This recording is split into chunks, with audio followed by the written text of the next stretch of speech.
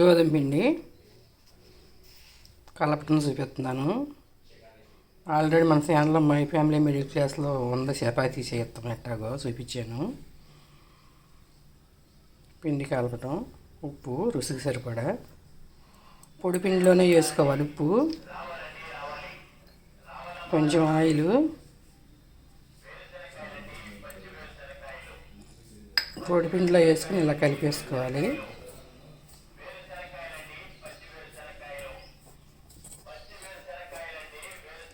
My family middle class subscribe చేసుకోండి, like చేసి share చేయండి. ఇలా పిండి ఉప్పు అవన్నీ వేసి పొడి పిండిలోనే కలిపేసుకోవాలి. తడి పిండిలో వేస్తే కలవదు, అందుకే పొడి పిండిలోనే వేసుకుని ఉప్పు కలుపుకుంటే బాగా కలుతుంది చపాతీలోకి. చపాతీలు ఉప్పు తగలకుండా ఉంటుంది సమానంగా. తడి పిండిలో వేస్తే ఒకే చోట ఉండి బాగోదు. చపాతీ వచ్చు అనుకోండి, రానోళ్ళకే చెప్తున్నాను నేర్చుకుంటారని.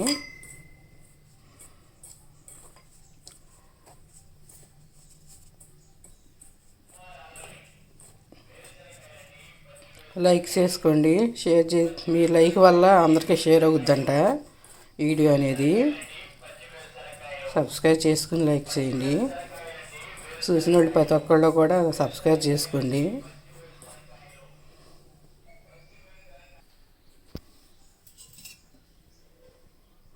ఇలా వాటర్ పోసుకుంటూ కలుపుకోవాలి. పిండి ఒకేసారి పోయకూడదు, వాటరు కొంచెం కొంచెం పోసుకోవాలి. పోసుకొని కలుపుకోవాలి. ఇలా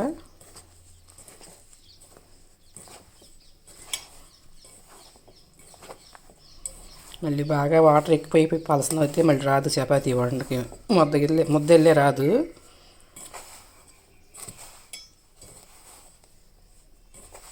అందుకే వాటర్ చూసి కలుపుకోవాలి. చాలేదు వాటర్ మళ్ళీ వేస్తున్నాను. ఇలా చూసి వేసుకుని కలుపుకోవాలి పిండి.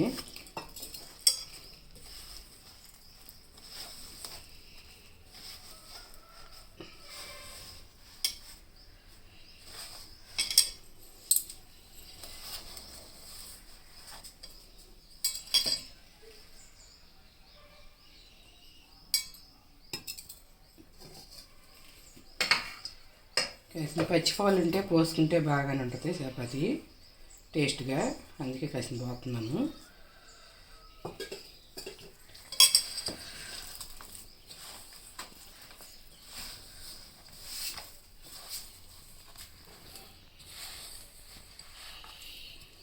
కాసిన పాలు అయినా పోయచ్చు,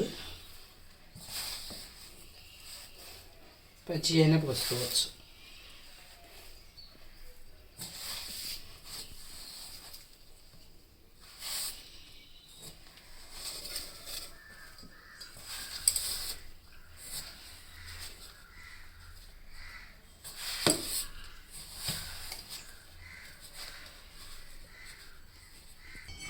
ఇవన్నీ ఇలా కలుపుకోవాలి. ఇలా సొద్దెల్లే వస్తే చపాతీ బాగా స్మూత్గా వస్తుంది. 10 నిమిషాలు నానాక మూత పెట్టి 10 నిమిషాలు ఉంచాలి, తర్వాత చేసుకోవడమే. ఇంతేనండి చపాతీ పిండి కలుపుకోవడం.